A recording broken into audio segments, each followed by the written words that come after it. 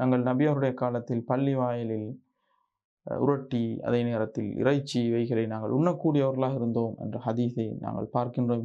இப்னு மாஜா கிரந்தத்தில் 3300வது ஹதீஸா. இது எதை குறிக்கிறது என்று சொன்னால், பள்ளி வாயிலில் உட்கார்ந்து உண்பதில் தவறு கிடையாது. ஆனால் ஒவ்வொன்றுக்கும் உரிய நேரம், இடம், பொருத்தப்பாடு இவைகள் கவனிக்கப்பட வேண்டும். தாராளமாக எங்கெங்கேயும் என்று அல்லாமல் அதற்குரிய இடங்கள். ஏனென்றால் அங்கே ப்ரையாரிட்டி யாருக்கு கொடுக்கப்பட வேண்டும் என்றால், இபாதத்துக்காக வரக்கூடியவர்கள். சில உணவுகளை நாங்கள் ஏதோ ஒரு நிர்பந்த நிலையில் பள்ளியின் உள்ளே இருந்து உண்ணக்கூடிய ஒரு நிலைமை ஏற்பட்டால், அதை பொருத்தமான விதத்தில் உண்டுவிட்டால் அந்த இடத்தில் உரிய விதத்தில் அந்த இடத்தை சுத்தம் செய்வது முதற்கொண்டு இவைகளில் நாங்கள் கவனம் செலுத்த வேண்டும். சஹாபாக்கள் எப்படி